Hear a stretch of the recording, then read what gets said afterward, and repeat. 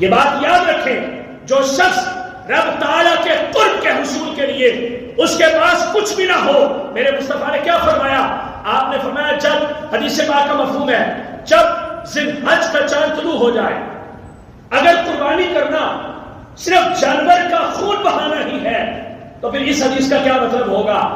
کہ جب ذی الحج کا چاند طلوع ہو جائے اپنے بال بھی نہ کٹواؤ، اپنے ناخن بھی نہ ترشواؤ، اور جب تک قربانی نہ ہو جائے